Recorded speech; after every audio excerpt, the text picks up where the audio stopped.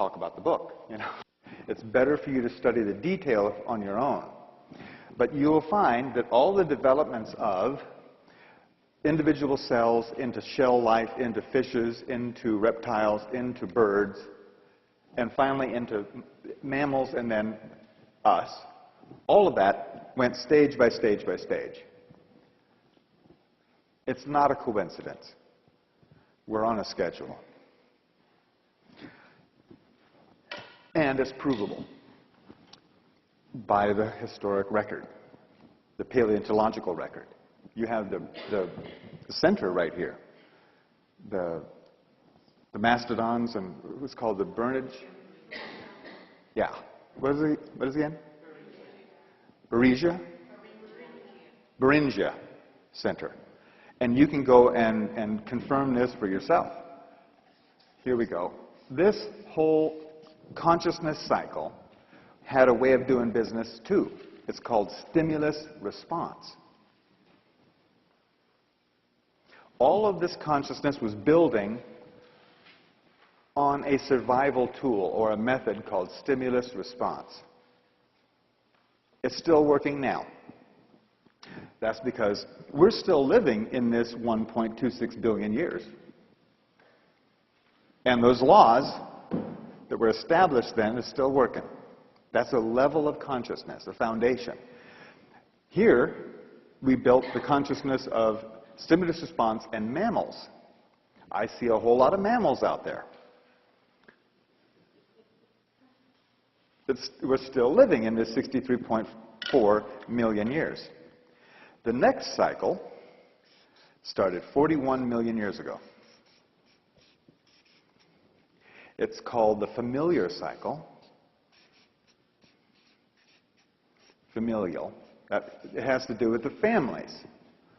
Monkeys showed up 40 million years ago, right near the very beginning of this cycle.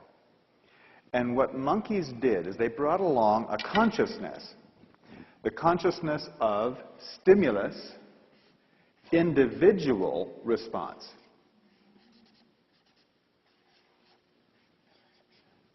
Individual response.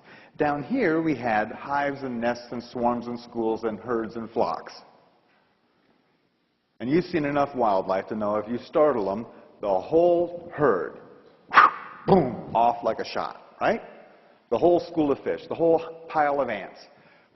It's all stimulus response, everybody goes.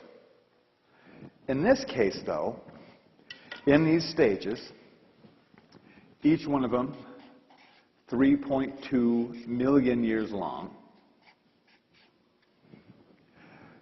the monkeys and their ancestors and their ancestors and their ancestors built the concept of family. What's the difference between a family and a herd? The recognition of the individual. And it is definitely a survival tool. You're much more flexible as an individual, much more choice of how to survive rather than being one of the pack.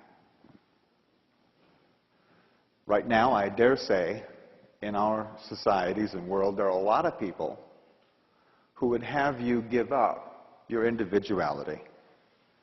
Get in line, sit down, shut up, and become one of the pack.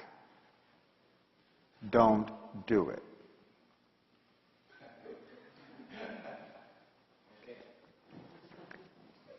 Creation has invested a lot into you attaining your individuality. Don't throw it away. Thanks. Okay, 2 million years ago, we started a new cycle. This is called the tribal cycle. Not so coincidentally, 2 million years ago, right at this line, Australopithecus showed up, the first tailless ape. A really distant ancestor of ours. But as we came through all these 13 stages, we went further and further toward Homo erectus and then Homo sapien, which showed up 160,000 years ago. Each one of these is 160,000 years. So 160,000 years ago was the beginning of this seventh day, and that is when Homo sapiens showed up. We are on a schedule.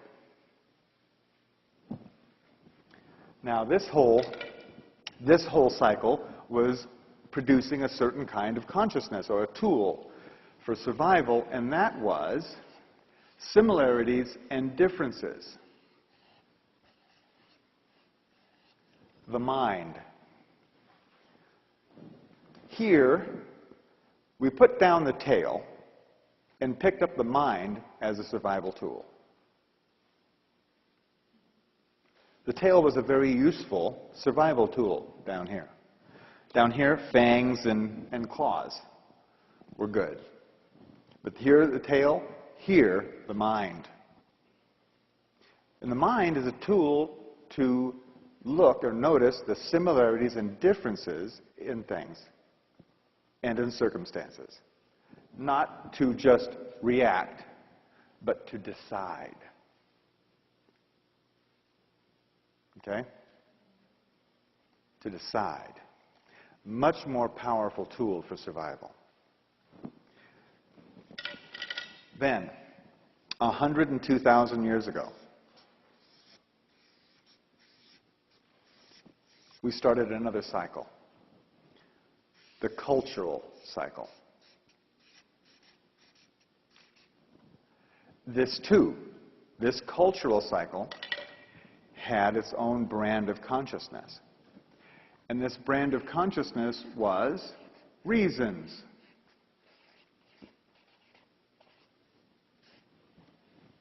Now, it started off in the caves, way back here, 102,000 years ago. People huddled around the fire in front of the cave. And one guy, who eventually would become called the shaman, he came up with the reasons for things. He came up with the reason for rain, the reason for stars, the reason for the moon, the reason for fire. He had the reasons. If you really, really look at it, the basis of culture is shared reasons. Like an Islamic person, the reason he lives is for Allah. A Christian, he lives for Christ. That's his reason. The foundation of all cultures is shared reasons for things. And what happened here is these cycles, each one of these different divisions, each of them being almost, I'm rounding it up, but they're almost 8,000 years for each one of these days or nights. What happened way over here, 8,000 years ago, we developed agriculture. Agriculture.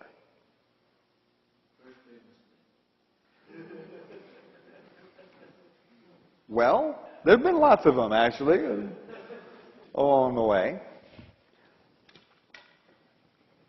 So, here we are, next cycle. 3115 BC is when this one started. It's called the national cycle,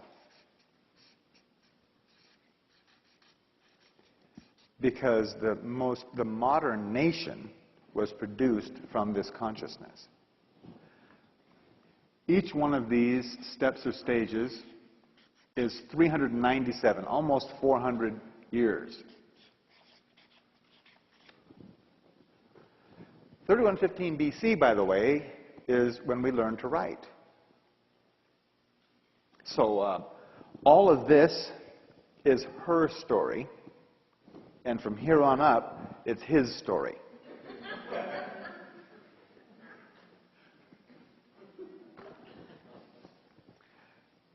Also, right on this line, right on that line, is when King Minos of the Upper and Lower Nile cultures married the two cultures into the first nation called Egypt. Right there. And ever since then, there has been this evolution. of the concept of nations, borders, terrace, armies. Law. Law. This whole consciousness was about law. And if you have studied the Hebrew Bible, this 3115 BC date is awfully close to when the Hebrew Bible states Adam and Eve were kicked out of the Garden of Eden and into the consciousness of right and wrong, crime and punishment.